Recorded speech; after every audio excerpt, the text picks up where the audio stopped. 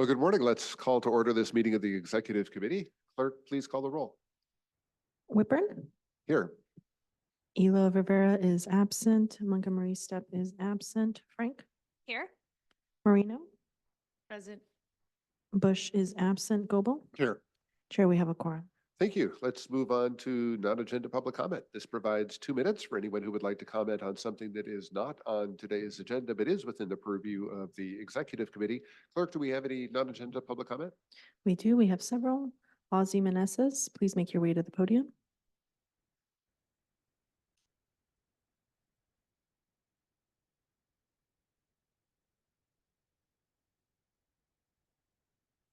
Buenos dias. Good morning, members of the MTS Executive Committee.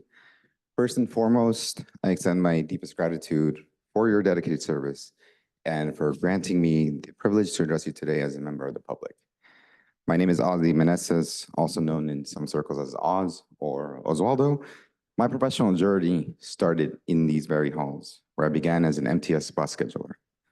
My career path saw me rise to the position of South Bay planner, where I was fortunate to manage the final design, construction, and eventual implementation of the South Bay Rapid, among other projects. Later, my responsibilities shifted to operations, including oversight of MTS contracted services and the performance metrics of the entire Rapid system. My career path took a turn north, leading me to the Bay Area to work for a civil engineering firm, where I engaged in various projects, from express bus services, transportation plans, and the future San Jose BART subway extension. Over time, my focus shifted from engineering and planning to public affairs, government relations, marketing, and significant community engagement. Upon returning to San Diego, I found a renewed dedication in public affairs, continuing my career in that field. Today, as I embark on establishing my own consulting firm, my passion for serving communities has been reignited. I am committed to giving our communities a voice by collaborating with nonprofits, small businesses, and government agencies. I thank you for this opportunity. I'm eager to collaborate with you to achieve our shared vision for a better future for us and for our communities. Thank you. The original DRA, please unmute yourself now. Yes, so is it echoing? While we have this invasion happening on our border, and you guys are dropping off or having and allowing the drop-offs of these people onto the transit centers, and it's the people's money that is going to facilitate them being able to ride this transit, all while the people in the community are unable to ride for free. Not even the homeless get to ride for free. In fact, they get kicked off buses. I mean, they get arrested for just being homeless these days. And so it's, also with the children being able to ride transit for free, it is putting children in danger when there isn't the security that could be in place to make sure that these children aren't being put in danger while, these people, military-aged men, are riding the transit. So it is really doing a disservice to the community when we are, paying to facilitate this human trafficking. And, everybody's trying to be hush hush about it and like, oh, it's none of our business, to find out what's really going on when we are the ones paying for it. The money comes from the people, and it's just very sad to see the negligence happening with all of the officials in the county, doing this and engaging in it and acting like the people are xenophobic because they want to protect their communities. And it has nothing to do with people coming from other countries. It has to do with the sovereignty and the security, of our nation. And it is being significantly impeded upon at this point. And the people are the ones that are paying for it. And, when something bad happens, you guys are going to be the ones to blame because you're sitting here acting like this is a necessity when it isn't, because these people aren't coming here because they're terrified. They don't even know why they're coming. A lot of them are coming just to make money, but, they'll Your spend time all has expired. That concludes public comment, Chair. Thank you, Clerk.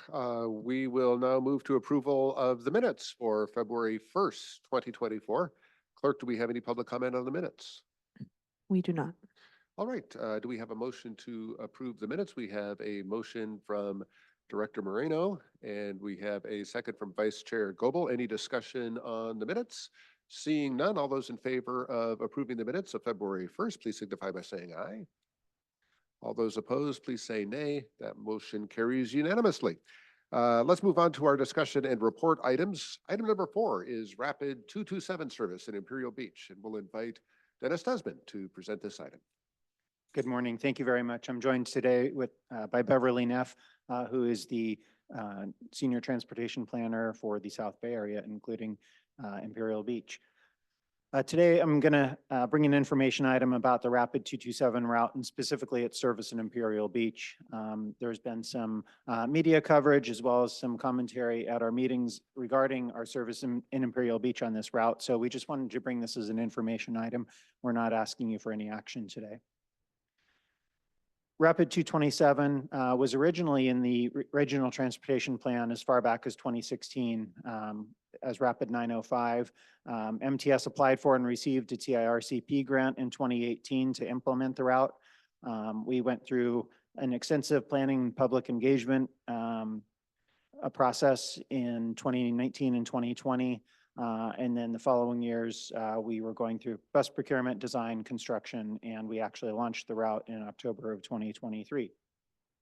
The route goes from the Otay Mesa Transit Center on the east end across the SR 905 freeway to the Iris Avenue Transit Center, and then across Service Streets, Coronado Avenue, and Imperial Beach Boulevard out to Imperial Beach with the terminal at Seacoast Drive.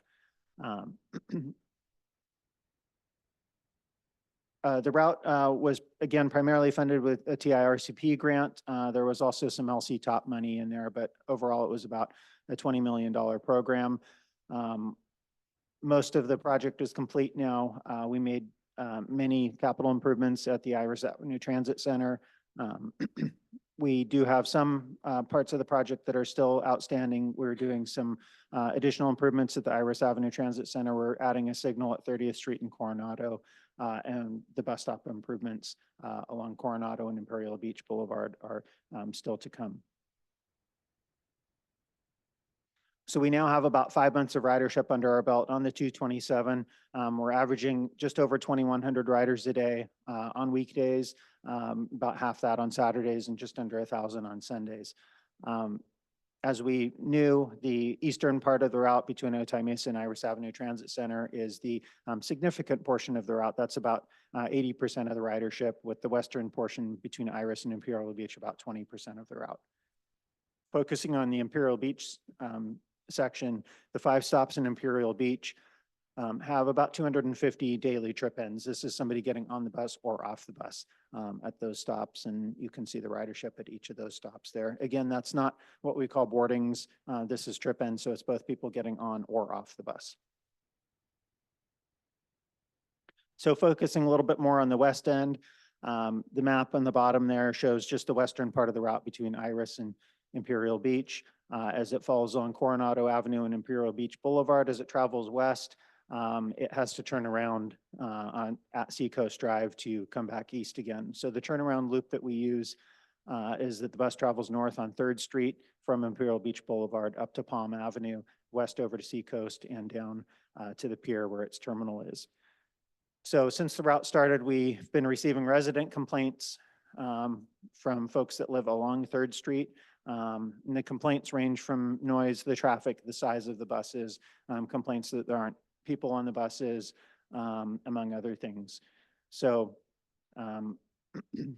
there's another issue with this that's come up, and I only mention it because it has come up at this meeting in the past, and that is that because we now have 2 routes serving the Imperial Beach area, it's now considered these are now considered major stops. Is defined in the Public Resource Code. So that has potential future implications on Imperial Beach's zoning and parking requirements, et cetera. So in December of last year, the city of Imperial Beach actually requested that we reroute the 227 from 3rd Street to 9th Street. However, there was further city discussion, further concerns about 9th Street, whether that was appropriate as well. So this actually all came to a head at the Imperial Beach City Council meeting last month when the city staff made a presentation They had about 40 speakers there. 10 speakers were opposed to the route and actually encouraged the city council to request that MTS discontinue the route. But then we had about 30 speakers who actually favored maintaining the route and talked about how much they depend on it and how much this has improved their life, having this much faster and frequent route to get from their residences in Imperial Beach to the trolley. So with that, the City Council, Imperial Beach City Council, voted to formally request that MTS reroute the bus instead of using 3rd Street to use 9th Street. So I've depicted that on the map on the bottom here. This would be a minor service change under our policy 42. It would not require a board action. This is something that we could implement this year. It wouldn't necessarily resolve all of the Imperial Beach complaints, but it would respond to the City Council's request, and it would resolve the complaints from those that live on 3rd Street. There is no difference in the operating costs. There would be an impact to 2 westbound stops. One would have an alternate stop about a block away, and the other, which is actually the lowest ridership stop in Imperial Beach, that's the westbound stop at 3rd Street. Those folks could just stay on the bus and ride around to 3rd Street. It would also add the opportunity for us to put a stop up at 9th and Palm, where there is some shopping centers up there. And that was actually also a request that came through at the meeting. So we are planning this for implementation in the middle of this year. However, the City Council also asked that we do an outreach effort specifically to folks that live along 9th Street. So we're in the process of that right now. We've got a survey that's going up. We're going to be at the Imperial Beach Farmers Market. We're going to be putting flyers at the stops and on the buses. So we are sure that people are aware that this potential change is coming up. So with that, again, we're not asking for any action today. This is an information item, but I'm happy to answer any questions or take any comments. Thank you. Clerk, do we have any public comment on this item? We do not. All right, we will now open it for committee member discussion. This is an informational item, so no motion is necessary, and we'll begin our conversation with Director Moreno. Thank you. Thank you for the presentation, and I also want to thank Dennis and his staff for all the work that has gone behind the scenes on this particular route. And as a representative of Otay Mesa, Nestor, and San Isidro, 2 communities served by the Iris Rapid, I would not support any changes to the route that would reduce my constituents' access to the beach. But if there are changes that can be made that address reasonable concerns and do not meaningfully reduce South Bay Transit users' access to the coastline, I would be happy to consider those changes. I will say that I would rely heavily on the judgment of MTS staff as to what changes make the most sense. And that concludes my comments. Thank you, Chair. Thank you, Director Moreno. Director Elo Rivera. Thank you, Chair. Thanks for the presentation and the work on this. I'm curious, some of these, some of the complaints are things we hear not just in Imperial Beach. And I'm going to name that some of it doesn't, I don't know is really good faith because I'm not sure these are folks who have any interest in supporting transit or riding transit who are complaining about it. But there is an education piece. The start or end of a route is not going to be full generally. I mean, not necessarily, right? Like so I do wonder about opportunities for education, not just in Imperial Beach, but kind of more broadly, to explain, like a fact versus fiction, sort of thing. I think about the rapid that I take downtown. When I get on it, it's not that full, and stop later, it's very, very full. And if you looked at it, 5 minutes before, you'd say, why is there this giant bus with this lane? And then if you looked at it afterward, you'd be like, well, this makes a lot of sense. So I am curious just about the opportunities here for us to think about just better education of the public generally, in terms of how transit works, how it's working, and some of the changes that have been made. Again, we're not going to appease everyone ever, so that's not the goal. But I wonder if there's some folks kind of in between that just don't know and don't understand and are more susceptible to being picked off as opponents to not just a particular route, but investments in transit more generally, because they just don't understand the way things work. So a little bit of a question and also some thoughts there. Thank you. Yeah, I think that's a great point. There's always a bell curve. And when you get to the outside ends, either geographically or temporally, you're always going to have things, if you look at a bus at 11:30 at night, you're going to say, nobody rides this bus. Well, there are a few people that are getting home or whatever at that time, but if you look at it at 3:30 in the afternoon, it's a different story. So yeah, that's an excellent point. And we can certainly look at ways that we can improve communications to people and how we can kind of get that message out. And I think we do that on a one-on-one basis as people contact us, because we do get those complaints. Nobody rides this bus or shouldn't be on this street. And we do take that as an opportunity to let people know, yes, right here, there aren't people, but around the corner, there are people that are getting off. And so this, I think, is a little bit of a unique case because, our board has gotten involved, the city council has gotten involved, and I think we're trying to come up with a reasonable solution. And this is what the city's asked us to do. Thank you again for the work. I will say, it was not that long ago that we had similar arguments from people in the downtown San Diego area that said we shouldn't have buses in downtown San Diego. So it does come around eventually. And today, the city embraces our buses in downtown San Diego. So. Very good. All right, thank you. And thank you, Mr. Desmond and the team for all your work on that. Seeing no further board discussion, let's move on to item number 5. Item number 5 is the vehicle assignment and transit amenities policies. And this item will be presented by Samantha Leslie and Dennis Desmond.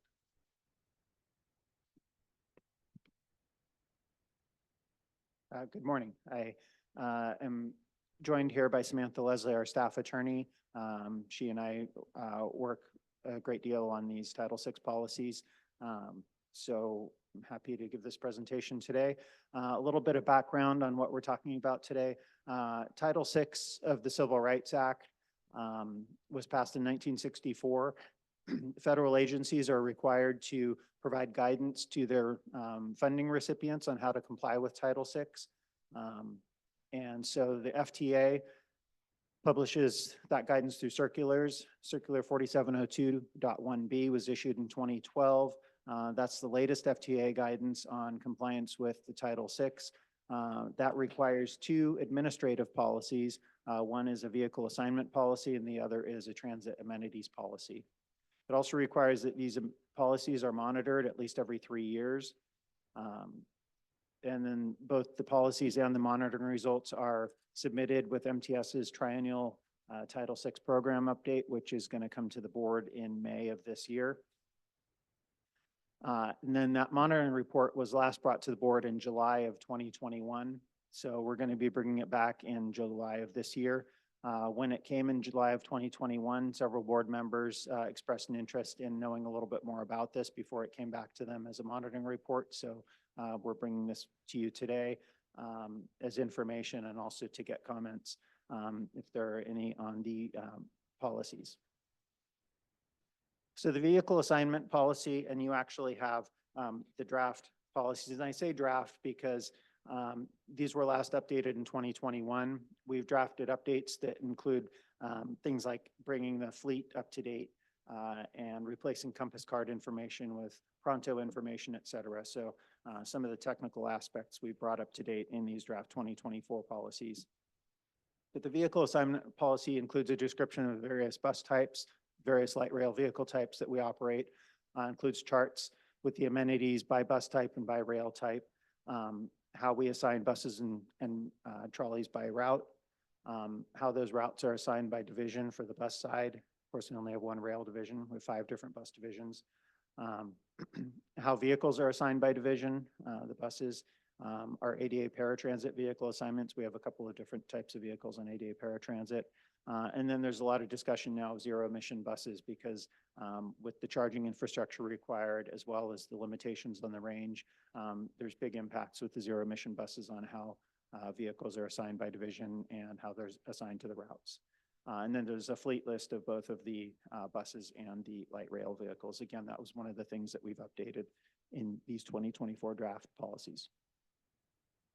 The transit amenities policy goes through talks about a number of different amenities that we offer to passengers, including seating, shelters, information displays, both static and electronic, elevators and escalators at stations. We only have one station with escalators. That's the SDSU Transit Center. Trash and recycling receptacles at stations, restrooms, ticket vending machines, and fare validators. So the trolley station amenities are very much standardized throughout the system. We have actually, it says 62, we actually have 63 trolley stations. We do have some variation, such as elevators. Elevators are provided at stations where you have to bridge 2 different levels. Again, escalators only at SDSU. We have MTS provided restrooms at selected stations. But aside from that, in terms of shelters and seating and fare validation and ticket vending machines, those are largely standardized among the 63 different trolley stations. There's more variation among the amenities at bus stops. We have about 4,500 bus stops in our system. About 3,500 of those are in the city of San Diego and about 1,000 in other jurisdictions. Amenities that MTS provides have been prioritized by ridership traditionally, the number of boardings at a stop.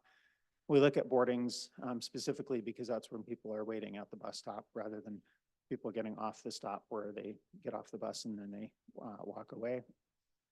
In 2021, for the last monitoring report and the last edition of these policies, we added an equity component to consider whether a stop was in a disadvantaged community.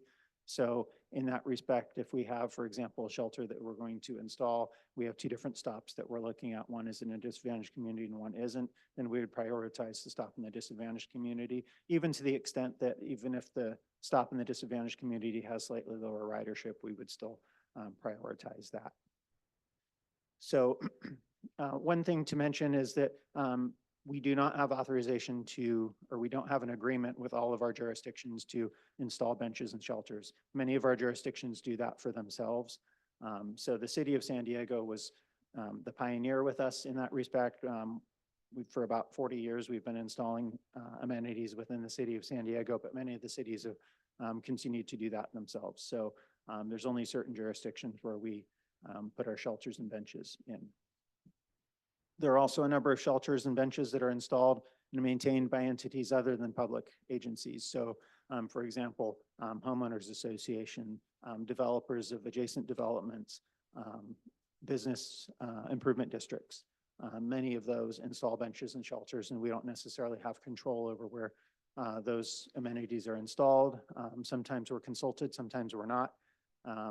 But generally, those are an agreement between that private entity and the public jurisdiction that owns the right of way. So the city of San Diego, sorry, the city or the county. And then lastly, in many cases, infrastructure is unable to accommodate our shelters or benches. So the sidewalk, in some cases, there's no sidewalks at some of our stops.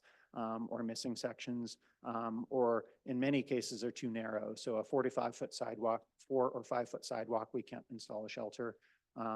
We may be able to install a bench if we can find just enough space to do it. And there are a lot of places where sidewalks are too narrow. The right of way just isn't sufficient. Or again, the condition of the pavement can't accept either a shelter or one of our benches. So I'll talk a little bit more about this, but we do have a CIP project to upgrade locations to improve some of that infrastructure, with priority being ADA accessibility. We do get complaints or comments from folks that use mobility devices that are unable to access our bus stops. So that's a priority for us, as well as disadvantaged communities. So there are several initiatives. These are not necessarily part of the policy, but I wanted to mention the several initiatives that we have going on right now to add amenities and improve amenities for passengers. One is that we have a procurement underway for new additional bus shelters. So our existing contract where we purchased all of our shelters, we purchased 600 shelters several years ago. That contract is expired. So in order to get new shelters, we needed a new contract. That procurement is currently underway.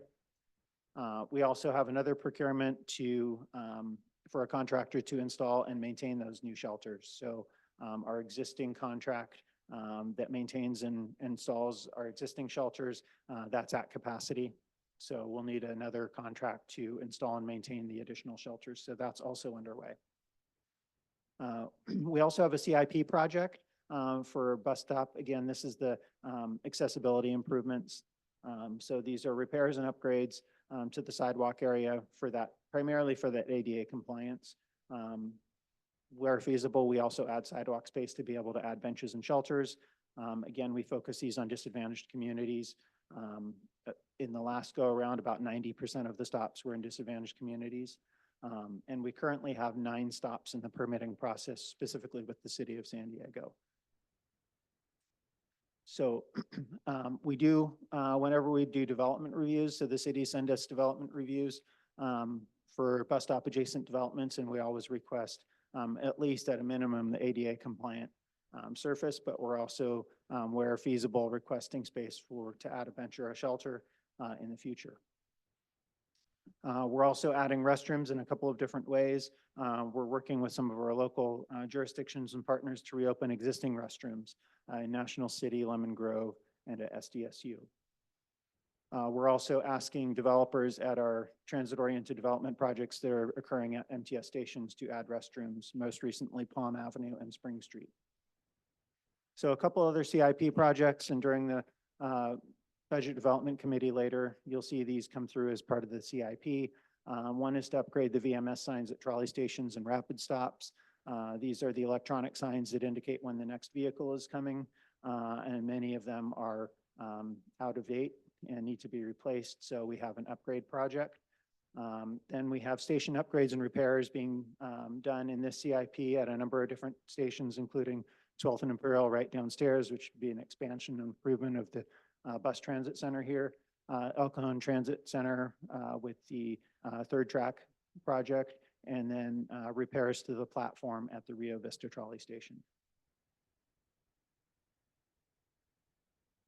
So the monitoring report is again done at least every 3 years. Last done in July of 2021. We'll be bringing it back here in July of 2024.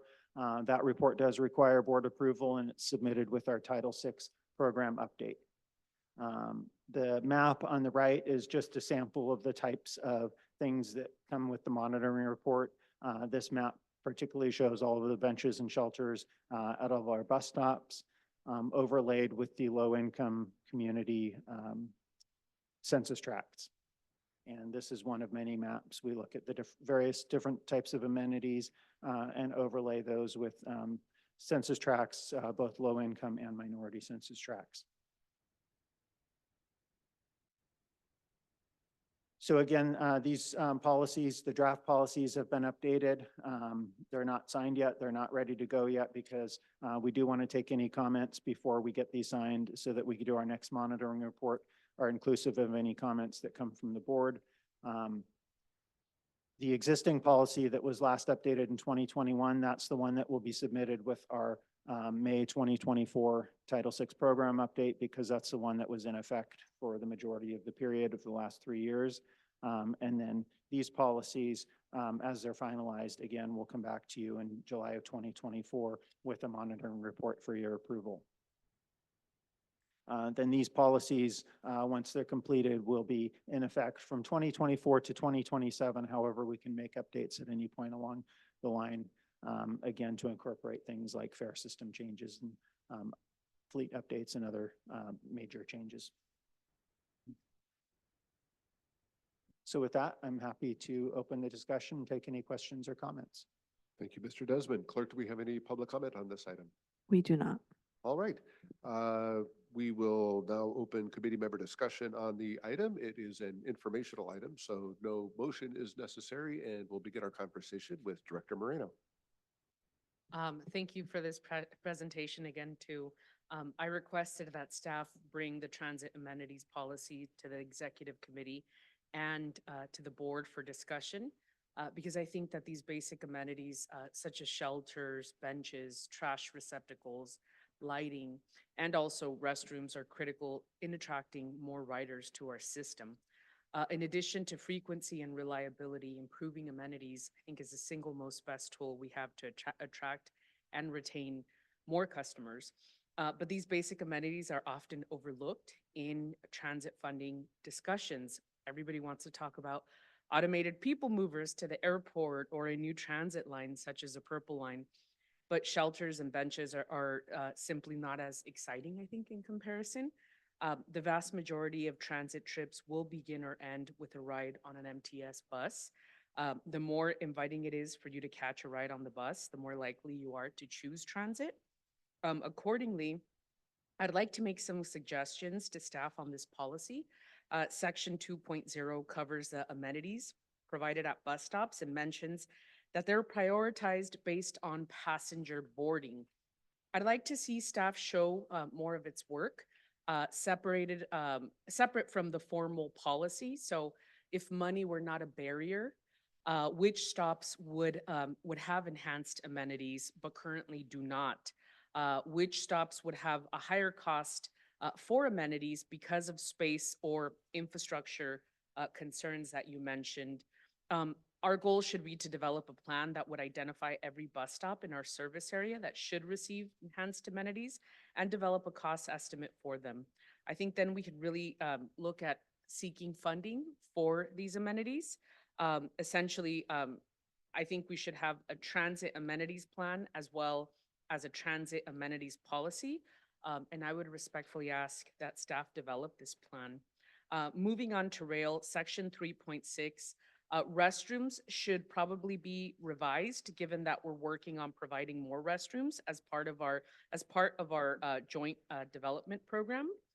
We need to start thinking about how we will revise this policy to operate and maintain the restrooms once they do come online, as well as identify additional holes in restroom access for transit riders across the system. This should include an exploration of possibly providing paid access through a Pronto card. Moving on to section 3.8, fare validators should be revised to list a minimum number of validators per trolley platform. I believe there should be a minimum of 3 validators in each platform. Right now, some platforms just have 1 or 2, such as the Park and Market trolley station. I believe that one has just 2 on the northbound platform and only 1 on the southbound platform. And I'm concerned that limited availability and functionality of validators could be a reason behind trolley riders' failure to tap. But all in all, thank you for providing this update. That is my feedback, and that concludes my comments. Thank you. Thank you, Director Moreno. Vice Chair Goebel. Thank you, Chair. Can we go back to slide 7, please? Just back 2, and that's the map. In the upper right-hand corner, your legend says active MOU and no MOU. Can you describe that for me? Excuse me, I'd mentioned that some cities we have an agreement with to provide amenities and some that we don't. So the city of San Diego, for example, we have an agreement with City of El Cajon. We don't. City of El Cajon provides all of their own benches and shelters. So those would be the stations or the stops without an MOU. So the shelter is there, the bench is there, but it's not one of ours. And I understand we get some capital funds to maintain those shelters. In terms of enhanced shelters or more shelters, is that something that the city is responsible for or MTS provides funds for? So we will enter into an MOU with any city that would like to, and we've done that more recently. Of course, San Diego was the first, but more recently we've added others such as Chula Vista. But we started that discussion with El Cajon, then those talks kind of broke off and they decided to continue doing their own. So for the city of El Cajon, for example, they would continue to add their own unless we had an agreement that allowed us to. Okay, but MTS is open to that agreement.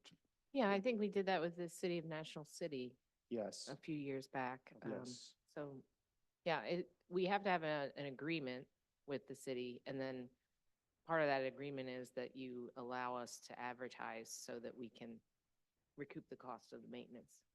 So adding a shelter comes with the string of Not- MTS control over what's on the shelter? Yeah, in accordance with the board's policy on advertisement. Okay, and all shelters must have advertising? No, not all shelters have advertising. Most of them do. Some shelters or some benches don't have advertising depending on what it's in front of. But generally, we at least require the MOU to allow the advertising. Okay, I'll follow up more offline. Thank you. But we would also probably hold back the TDA funding that we give to the city to maintain the shelters. So. Okay, thank you, Vice Chair Goebel. Director Ela Rivera. Thank you, Chair. Thanks for the work on this. I have kind of first a question in terms of how our amenities are serviced. Is all of the work done by contractors? Depends on the amenity. So the shelters, the bus shelters, yes. The bus stop benches, yes. At bus stops, unless they're at transit centers and trolley stations, MTS crews do that. Our ticket vending machines and our validators are also MTS crews. Elevators and escalators, I believe we have contractors that do that. So it just depends on the amenity and where it is. How do we determine when we're going to contract versus when we have MTS employees do the work? I think it just depends on what it is and what our capabilities are. You know, we've always had a team that cleans and maintains trolley station amenities, so they just do that as a matter of course. With 4,500 bus stops spread throughout the system, it's a little more difficult to do that in-house. So also with the benches and the shelters, because there's that advertising component, the contractor also solicits the advertising and works with the, advertising community. So there's that component of it. Yeah, I was just going to add the biggest primary thing is that we've bundled the advertising obligation with maintaining the bus or the shelter. So if you're going to be the party that's there, swapping out and getting the revenue from the advertising, then you also are responsible for doing the cleaning and the maintenance. So it hasn't necessarily been a separate maintenance contract. Right. It's been wrapped in with the advertising. Understood. contract. Does this mean that that service is not provided to a site if it's not a attractive advertising space? No, I mean, so we've generally required our advertising contractors, they have to do it at all of our stops. Okay. So whether or not there's advertising at that location, if they get the contract for the advertising, then they service, all of the ones within the jurisdiction of that contract. Got it. Okay. I'd forgotten that detail. Thank you. Appreciate Councilmember Moreno's diving in and kind of ticking through the list here. I want to start with bus stops with 2.0. I understand the prioritization based on number of passenger boardings. I also, though, do wonder if this being the sole priority listed here, if it's a bit of a self-fulfilling model where people go where there's amenities and then more amenities are provided because people go there. I think it would be from an equity standpoint, an additional prioritization based on some sort of equity tool. I always like the Calenviro screen as a good solid one that feels like a way to ensure that we're not simply kind of doubling down on amenities that are being offered to folks, and we know that amenities can help encourage ridership. So again, I understand that as an initial prioritization tool, but I think we could benefit from an additional one as well. The conversation around restrooms, again, you all have heard me talk about that a lot. I appreciate that we're beginning to make some real strides there. I'm curious though, and this is probably more of a question for Sharon. We've had this conversation almost since my first meeting here at MTS. I have felt like the board has kind of in an ad hoc way, very consistently now, asked about, restrooms at one site after another. Would it be helpful for us to articulate via policy in a way that provides you all with a little more clarity around the board's, like where we'd like to see them? And because it still does feel like every time there's a potential site for a trolley or anything, basically at this point, we ask about it. And I, as a advocate for more restrooms, also feel for you all and that we haven't necessarily clarified that in writing. Yeah, we understand that you want us to build restrooms, or at least find restrooms, opportunities. And so we have in our TOD opportunities included that as part of the ask from the developers. We also are trying to open up restrooms that are adjacent to our stops. In fact, there's on the board next week an MOU with SDSU to finally reopen the bathroom there for the public. Other than that, Councilmember Moreno's idea to actually look at where do we have holes might be helpful. We kind of mapped all the bathrooms. Excuse me, I Good. swallowed. Yeah. Swallow that wrong. Oh, thank you. So we have mapped all of the restrooms that are adjacent or near our trolley system. Right. You know, a lot of it is challenged by just the locations of our trolley stations that are in a community where, you know, it's adjacent to residences or Right. it's adjacent to, you know, other buildings and things like that. So, you know, if you told me find 3 locations tomorrow, prop up bathrooms, you know, construction wise, we could probably do that. But then you have an ongoing operating cost.